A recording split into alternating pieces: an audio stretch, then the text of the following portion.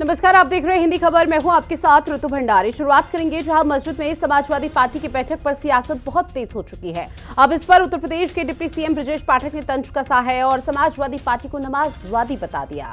उन्होंने कहा कि समाजवादियों का असली चरित्र यही है। अखिलेश यादव नमाजवादी बने रहते हैं और संविधान का उल्लंघन करते हैं। बीजेपी अल्पसंख्यक मोर्चा ने भी इसे मुद्दा बना लिया है।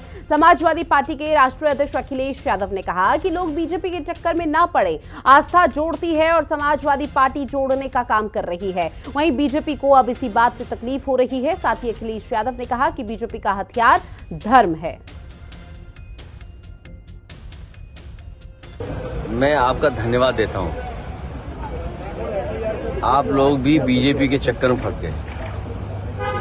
मैं आपसे, क्योंकि ये धार्मिक लोग हैं जो मेरे बगल में खड़े हैं, मुझे नहीं पता था कि आप लोग मिल लेंगे, मुझे मुलाकात हो जाएगी आपसे और एक ऐसा सवाल आएगा। मैं केवल इतना जानता हूं कि आस्था जोड़ती है।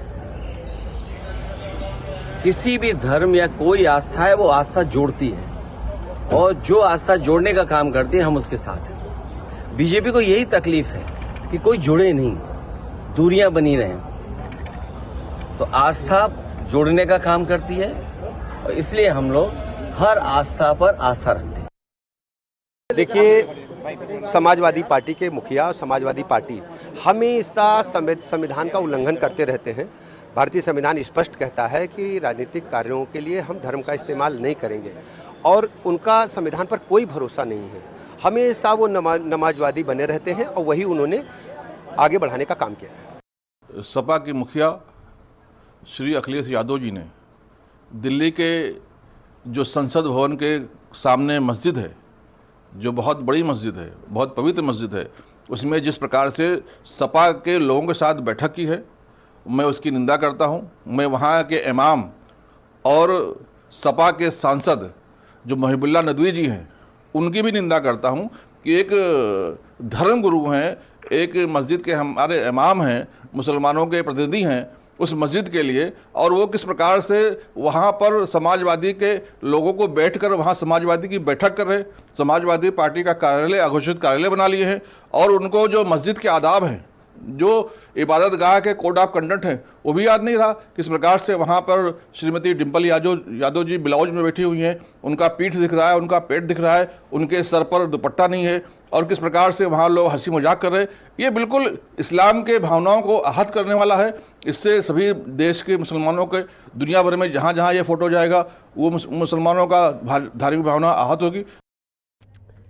तो देखिए, अखिलेश यादव की एक फोटो बहुत तेजी के साथ वायरल हो रही है, जहां एक बड़ी मस्जिद में वो मीटिंग कर रहे हैं, बैठक कर रहे हैं। तमाम जो समाजवादी पार्टी के दिग्गज है वो भी मौजूद है और मस्जिद के इमाम और तमाम जो मौलाना हैं उनकी भी उपस्थिति देखने को मिल रही है। इसी पर चर्चा करेंगे क्योंकि इसको लेकर पूरी तरह से जो सियासत है वो गर्म हो चुकी है, उत्तर प्रदेश में भी और देश भर में भी। पल्लवी सिंह जी हमारे साथ जुड़ चुकी हैं, जो कि बीजेपी के प्रवक्ता हैं। समाजवादी पार्टी के प्रवक्ता अली अब्बास जी हमारे साथ जुड़े हुए हैं। कांग्रेस के प्रवक्ता वाचस्पति द्विवेदी जी भी हमारे साथ जुड़ चुके हैं और राजनीतिक विश्लेषक अनिल गर्ग जी भी हमारे साथ जुड़ चुके हैं। चारों का बहुत स्वागत हिंदी खबर में। शुरुआत अली अब्बास जी मैं आप ही के साथ करूंगी। सर, चूंकि एक तस्वीर वायरल हो रही है, निश्चित तौर पर आप लोगों ने भी उसको ध्यान से जरा देखा होगा, लेकिन इस पूरे मामले को लेकर सियासत हो क्यों रही है? क्योंकि अब बीजेपी पहले से ही आप लोगों नमाजवादी पार्टी कहती थी और अब ऐसे में समाजवादी पार्टी ने एक और बड़ा मौका दे दिया कि भाई ठीक है, आप कहिए जो कहना है। जी, तो सवाल क्या है इसमें? सवाल सर ये है कि बीजेपी एक तरफ से आप लोगों को नमाजवादी कह रही थी, अब एक बार फिर से आप लोगों की तरफ से मौका दे दिया गया है, तो इसके पीछे की वजह क्या है? या ये स्पष्ट है कि जिस तरह से बीजेपी लगातार आरोप लगा रही है वो सही है? अरे, बीजेपी अपने गिरबान में जाके रितु जी ये कह रहे हैं कि साहब मस्जिद में जाके बैठ गए, चले गए।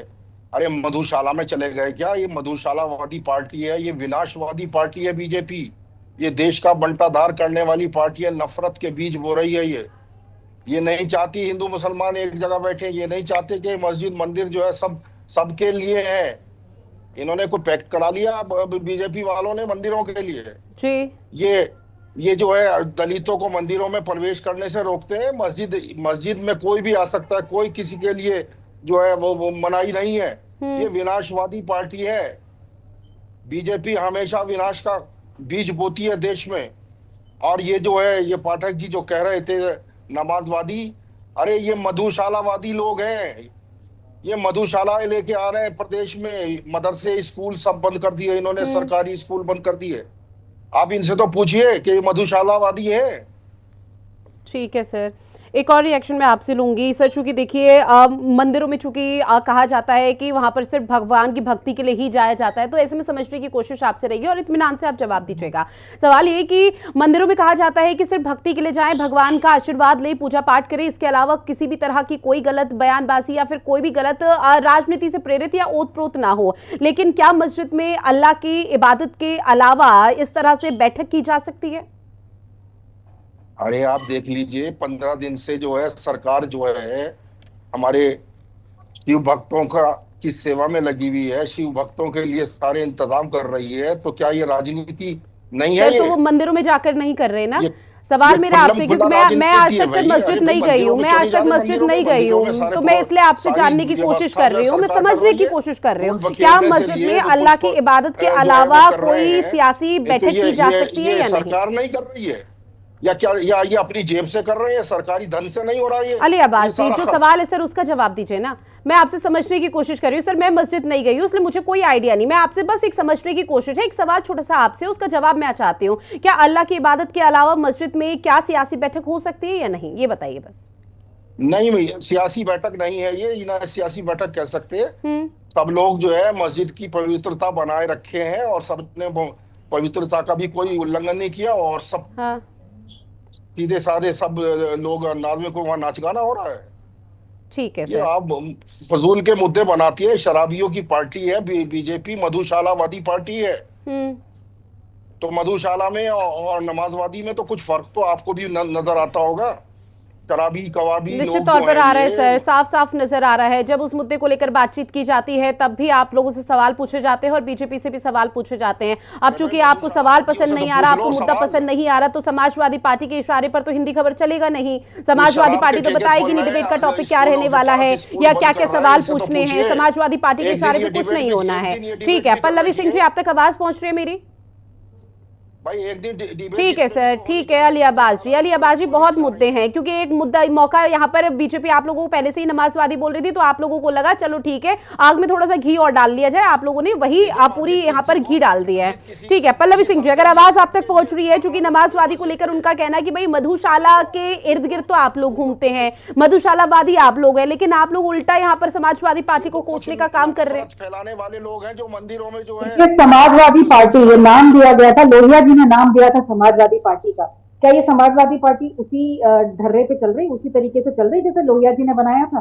ये तो बस कह रहे हैं कि चल रहे हैं, पर अब समाजवादी पार्टी इन्होंने अपनी चेंज कर दी, परिवर्तन कर दिया है पूरी तरीके से। समाजवादी पार्टी तो है ही, तुष्टीकरण, जातिवाद, इसमें ये इतनी डीपली इन्वॉल्व हो गई है कि। अरे पल्लवी जी कुछ बोल दीजिए मधुशाला के ऊपर भी। पल्लवी जी आवाज पहुंच रही है? कितने घर बर्बाद हो गए मधुशालावादियों से, सोचिए। चलिए फिलहाल कुछ ऑडियो कनेक्शन यहाँ पर इशू हो गया है। विभीषणवादी पार्टी है, विभीषण का काम कर रहे हैं लोग। ठीक है अली अब्बास जी, सुन लीजिए सर, बीच में बार बार इंटरप्ट मत कीजिए। और भी पैनलिस्ट मेरे साथ जुड़े हुए हैं, उनके पास मुझे जाना है और चर्चा करनी है। जाने क्या क्या शब्द का प्रयोग किया, बड़ी शांति से सुन रही थी, तो मैं पल्लवी सिंह जी बात रखिए। Please kindly have patience, you will get your time. ठीक है, तो मंदिर में इन्होंने कभी बैठक नहीं की, आस्था की बात करते, सर्वधर्म की बात करते। मैंने तो कभी नहीं देखा कि मंदिर में जाके इन्होंने बैठक की। हाँ, गोलियां जरूर चलवाते हैं राम भक्तों पे, मंदिर जाने से मना जरूर करते हैं अपने नेताओं को, उनको साफ स्पष्ट शब्दों में मना कर देते, जिसकी वजह से कार्यकर्ता जो हैं, इनके नेता हैं, विधायक हैं, पार्टी छोड़ छोड़ के चले जाते हैं। अखिलेश जी कहते हैं कि बीजेपी का हथियार धर्म, ये एकदम सरासर झूठ है। धर्म और तुष्टीकरण तो समाजवादी पार्टी के खून में, स्थापना ही इनकी उस पे हुई है, यही इनका बेस है। ये लोगों को पीडीए के नाम पे जातियों में विभाजित करते हैं, जबकि इनका पीडीए का मतलब, इनका डेफिनेशन बिल्कुल अलग है। इनके पीडीए का डेफिनेशन परिवार से शुरू होता है और परिवार पे ही समाप्त हो जाता है। जनता को आरक्षण, संविधान के मुद्दों पे भटकाना, ये करते आ रहे हैं। लेकिन अब इनकी दाल गल नहीं पड़ रही है 2017 के बाद से। लेकिन पल्लवी बहुत सिंह जी, कोशिश सवाल आपसे ये भी तैयार- रहेगा मैम, पल्लवी सिंह जी आपसे सवाल ये भी रहेगा कि अगर अखिलेश यादव वहां चले गए, कोई सियासी बैठक तो हो नहीं रही थी, क्योंकि समाजवादी पार्टी भी उससे इनकार कर रही है, अली अब्बासी भी बोल रहे कोई सियासी या पॉलिटिकल पार्टी की यहाँ पर बैठक नहीं थी, यहाँ पर एक नॉर्मल डिस्कशन चल रहा था, वो नमाज वहां पर मस्जिद में चले गए। लेकिन अगर मस्जिद में चले भी गए तो क्यों इतना हो हल्ला किया जा रहा है, क्यों नमाजवादी पार्टी या फिर पूरे इस्लाम धर्म से जोड़ा जा रहा है? ऐसे तो बीजेपी की भी कई दिग्गज है जो मस्जिद जाते हैं। ओछी हरकत करते क्योंकि हैं, ओछी देखिए, ओछी ये राजनीति करते तुष्टीकरण की कोशिश है। और कैसे दिख रहा है, ये तो बिल्कुल दिख रहा है कि एक मीटिंग हो रही है, बाकायदा बैठक हो रही है। हमारी वहाँ पे नजर में वो सब जो धर्म बराबर है, धार्मिक हमारी कार्य नजर करने में तो सब गए नहीं है। धर्म जो बराबर जिस है, हम तरीके किसी से बैठक हो रही है, नफरत मुझे नहीं तो सिखाते। दिख रहा है कि वहाँ पे आप लोग कोई नफरत के बीज बोते हो। प्रॉपर बाकायदा सियासी, देखिए अली अब्बास भी बोले चले जा रहे हैं, वो तो रुक ही नहीं रहे हैं। आप अपनी बात रखिए। मैंने तो नहीं देखा कि मंदिर में कभी जाके इन्होंने इस तरीके की बैठक की हो। ये हाँ। तो वहां पे जाके बैठक कर रहे हैं, क्यों नहीं, बिल्कुल तुष्टीकरण की कोशिश शिक्षा की के जा रही मंदिरों है, को बंद विशेष किया वर्ग को जा खुश रहा है करने और की शराब कोशिश के की ठेके जा रही खोले है। जा रहे हैं। पीडीए की बोल बात दीजिए कर रहे हो कुछ। आप, जाति धर्म में बांट रहे हो आप, ऋतु जी माफिया इनसे की सवाल पार्टी करिए, आपको, आतंकवादियों जो की पार्टी आप, मधुशालाएं खोल रहे हैं स्कूल आतंकवादियों बंद का करके, संरक्षण करते इस हैं, पे तो और इनसे आप कुछ पूछ बीजेपी पे लीजिए। सवाल उठा रहे हैं। आप नवाजवादी, आप बात कर रहे हैं कि मधुशाला की, आप जो है पूरी तरीके से 2017 से पहले उत्तर प्रदेश में आपने किया क्या? आपने संरक्षण दिया किसको? माफिया को, अरे हमारी बात आतंकवादियों का को तो जवाब संरक्षण दे दिया। दीजिए 7 मैडम। जिलों में आपने जहाँ पे आतंकी हमले हुए, बनारस में शिक्षा के तो मंदिरों को बॉम्ब, कलंकित कर रहे आपने हैं क्या आप किया? लोग। आप आपने वो सारे मधुशालाएं केस खोल के क्या खारिज कर मैसेज दिए। देना चाह रहे हैं? अपनी तरफ देखिए पहले कि किस तरीके से आप प्रदेश को चला रहे थे, माफिया लोगों के हाथ अरे में दे रखा बताइए था, तो सही है, खुला ठेके गन जो लेके खुल रहे घूमो, हैं पुलिस शराबियों का को, कोई जो डर आप ही जो नहीं है था, आतंकी बच्चों को खुद जो थे है, और आप पुलिस जो जो है उस समय हाथ मधुशालाओं रही के थी। पास जो ठीक है ये है। तो बच्चों आपने को सिटी भेज रहे हैं। उत्तर प्रदेश, और आप बीजेपी पे सवाल उठा क्या रहे हैं। क्या क्या मैसेज ठीक देना है चाह अली रहे हैं आप अब्बास लोग? जी, अली अब्बास जी, आप तो बस एक बार सोच कर आते, टेप रिकॉर्डर ऑन होता है और उसके बाद कंटिन्यूटी में आप बोलते जाते हैं, ना किसी की सुननी है ना किसी को बोलने देना है। सर ऐसे बीच में पल्लवी जी, इंटरप्ट जवाब करके तो डिबेट देना नहीं हो चाहिए पाएगी ना इन्हें, सर। जवाब तो दे दे कम से कम। आप वरिष्ठ पैनलिस्ट है, कम से कम आप समझिए। अभी ओपनिंग रिमार्क है, ओपनिंग रिमार्क तमाम जो पैनलिस्ट मेरे साथ जुड़े हुए हैं उनसे तो ले लूं। सर वाचस्पति द्विवेदी जी, आपके पास आते हुए कांग्रेस पार्टी किस तरह से इस पूरे मामले को लेकर देख रही है, क्योंकि दोनों ही पार्टी एक दूसरे पर फिलहाल तुष्टीकरण की राजनीति का गंभीर आरोप लगा रही है।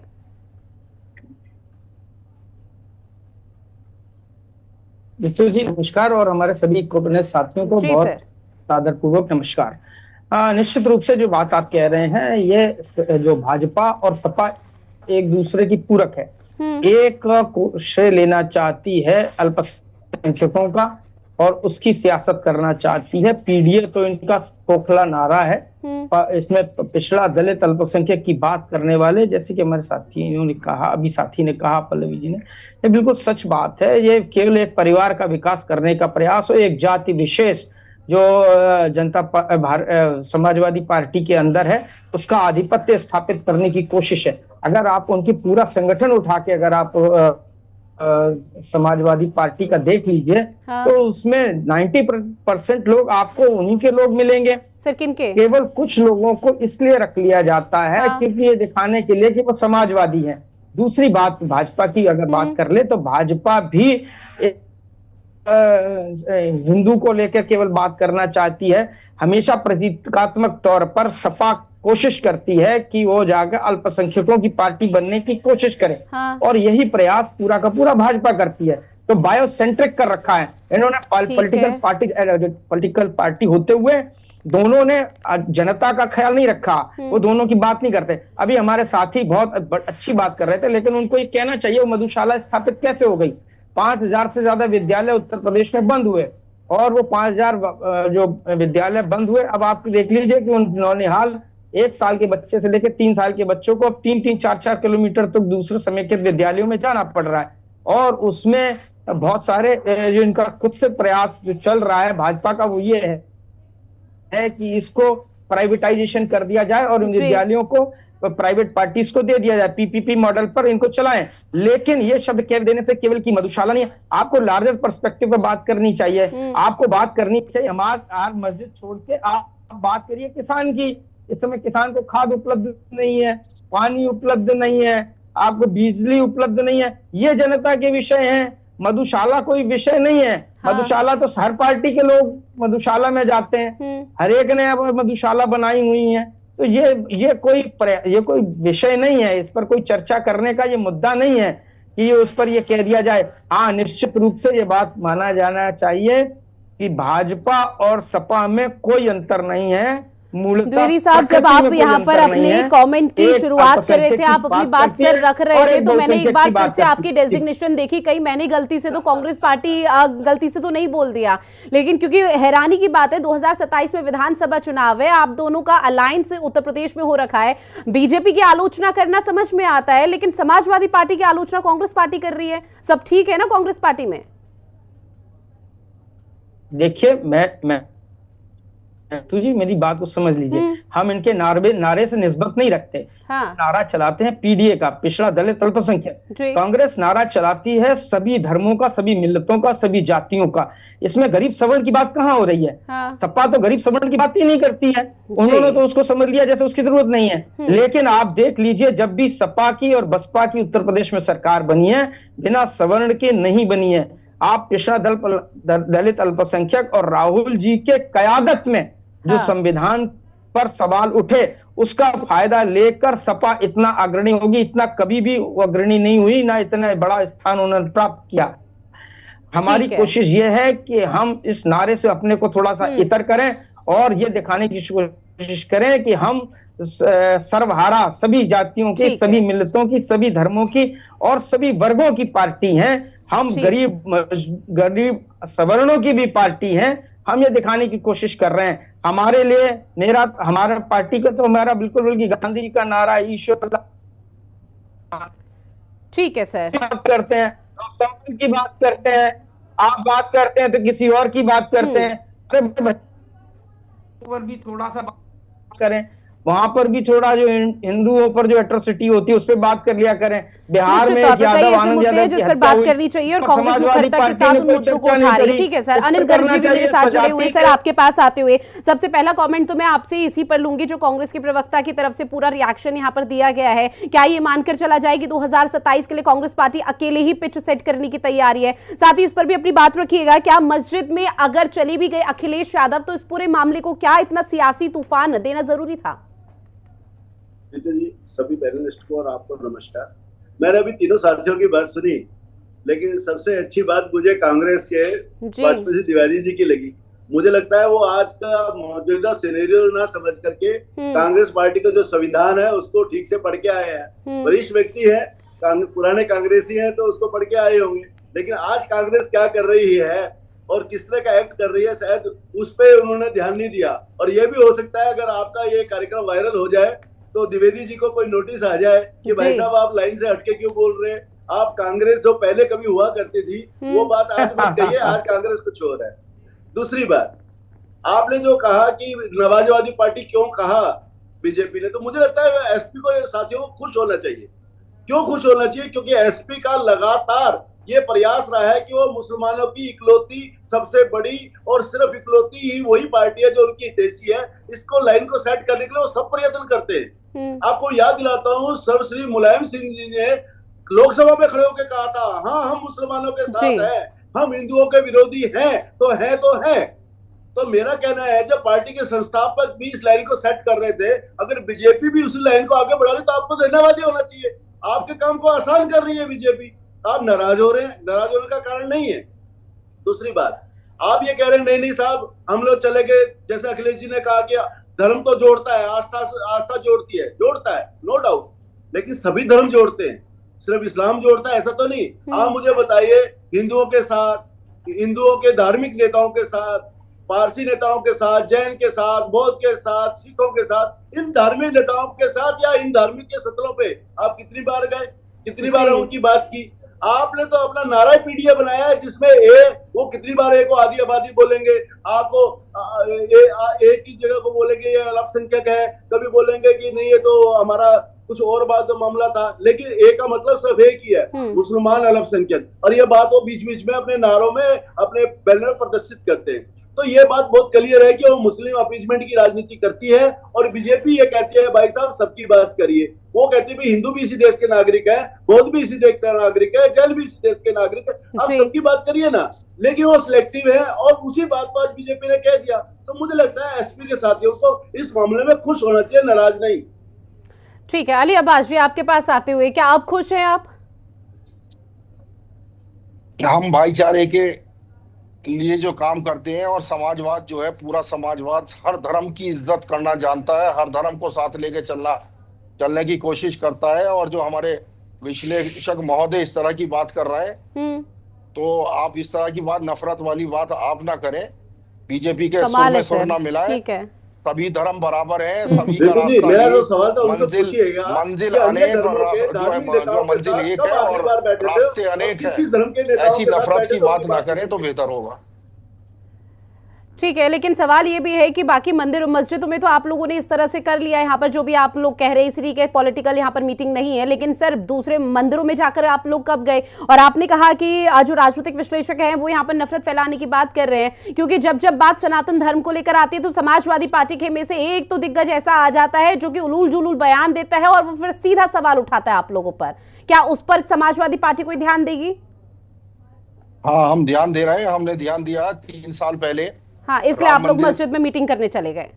राम मंदिर के लिए जब जो है अनुदान लिया जा रहा था, चंदा इकट्ठा किया जा रहा था, तो मैं भी मुसलमान हूँ, लेकिन मैंने राम मंदिर के लिए चंदा दिया है। तो हम लोग तो वो लोग हैं कि जो मंदिर मस्जिद में फर्क ही नहीं मानते। सर चूंकि देखिए धार्मिक स्थल है तो धार्मिक स्थलों को धर्म के आधार पर ही रहने दिया जाए, इस तरह से मीटिंग यहाँ पर ना की जाए। पल्लवी सिंह जी अपनी बात रखिए आप। जी बिल्कुल। अभी जैसे अली अब्बास जी कह रहे थे सर्व धर्म को मानते हैं, सब चीज सबको मानते हैं। आपने तो एक धर्म, यदि हिंदू धर्म की बात की जाए, उसको भी तोड़ के रख दिया है। पीडीए क्या है? वैसे तो आपका पीडीए, मुझे जो अखिलेश जी का पीडीए है क्लियर है, परिवार वाला ही है, लेकिन आप जो जनता के बीच में जाके कहते हैं वो तो आप पिछड़ा, दलित, अल्पसंख्यक किसकी बात करते हैं? तो यदि सर्व धर्म की बात की जाए तो कम से कम एक धर्म पूरा लेके तो चलिए। आप तो उसी को तोड़ रहे हैं। पूरा धर्म कहाँ गया? और अल्पसंख्यक, बिल्कुल आप तुष्टिगढ़ की राजनीति कर रहे हैं। आपने मुझे इसका जवाब नहीं दिया कि मंदिर में आपने इस तरीके की मीटिंग क्यों नहीं ऑर्गेनाइज की अभी तक? समाजवादी पार्टी की कोई भी मीटिंग हुई? और अभी जैसे पूछ रहे थे, अनु जी पूछ रहे थे कि किसी भी अन्य धर्म से क्या आपने कभी उनके प्रतिनिधियों से मिले? आपने मना जरूर किया है, अपने नेताओं को मना जरूर किया है, और ये स्पष्ट है। आपके खुद जितने कार्यकर्ता हैं उन्होंने खुद बोला है, आप जो भी आपकी पार्टी छोड़ के जा रहे हैं, कि 500 साल बाद मंदिर बना और हमें बाकायदा मना किया गया कि आप वहां ना जाए। धर्म सबका एक पर्सनल मैटर होता है, आप उसमें कैसे किसी को मना कर सकते हैं? तो आप कितना ज्यादा, आप किसकी तरफ आपका झुकाव है, क्या आप करना चाहते हैं, वो तो स्पष्ट है। तो यदि भारतीय जनता पार्टी आपको बोल रही है समाजवादी पार्टी, तो बिल्कुल अनिल जी की बात से मैं पूरी तरीके से सहमत हूँ। आपको एक्सेप्ट करना चाहिए कि हाँ, और ये बात आपके आपके मुलायम सिंह जी, आपके वरिष्ठ नेता थे, उन्होंने बोल रखी है, उन्होंने तो पहले ही बोल रखा है। तो आप उसको एक्सेप्ट करके उसको आगे बढ़िए। क्यों आप झुटलाने की कोशिश करते हैं? क्यों आप सर्व धर्म की बात करते हैं जब आप उसमें बिलीव ही नहीं करते किसी तरीके से? आप तोड़ने की कोशिश करते हैं, लोगों को जाके बताते हैं अरे आरक्षण खत्म हो जाएगा, ये हो जाएगा, वो हो जाएगा। आपके नेता उलूल जुलूल बयान देते हैं, तो आप उस चीज को एक्सेप्ट कीजिए ना कि हाँ भाई इसी चीज। ठीक है, चूंकि मेरे पास समय की कमी है, अनिल गर्ग जी आप अपनी बात रखिए, उसके बाद द्विवेदी जी के पास जाऊंगी मैं। देखिए रितु जी, मेरे को लगता है कि सपा के साथी ने पूरी बात सुनी नहीं। मैं तो कह रहा था कि आपको खुश होना चाहिए, जो एजेंडा आप सेट करना चाहते हैं बीजेपी ने उस एजेंडे को एंडोर्स किया है, उसको कहा है कि हाँ आपका ये एजेंडा है, नहीं तो आपके एजेंडे को सेट करने में मदद ही मिली है। दूसरी बात, द्विवेदी जी ने कहा है, मैं उनकी चिंता से वाकिफ हूँ।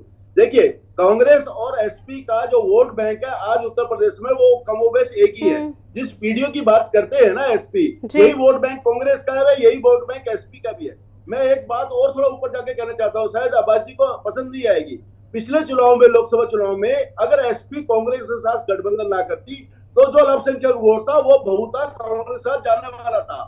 अब अल्पसंख्यक वोटरों का एसपी पे से विश्वास पूरी तौर से उड़ चुका है। अगर अभी भी मैं कह रहा हूँ 2027 में अगर कांग्रेस के साथ गठबंधन एसपी का नहीं होगा तो बहुता ये जो वोट कांग्रेस के साथ जाएगा और ये एक बड़ा मजबूत विपक्ष कभी नहीं बन पाएंगे। हालांकि अब ये मुकाबले में इनको लगता है एसपी को कि कांग्रेस उनके रहम करो पे है, लेकिन अब अल्पसंख्यक वोटों का भी विश्वास वापस कांग्रेस की तरफ। और चूंकि जिस तरह से कांग्रेस के प्रवक्ता के रिएक्शन सामने आ रहे हैं या वो अपने विचार या बातें रख रहे हैं, उस हिसाब से तो यही माना जा रहा है 2027 की जो पिच है वो कहीं ना कहीं फिलहाल कांग्रेस अकेले खेलने की कोशिश कर रही है। बहरहाल मेरे पास समय की कमी माफी के साथ आप सभी मेहमान हमारे साथ जुड़े, इस महत्वपूर्ण विषय पर चर्चा की है, उसके लिए आप सभी का बहुत शुक्रिया।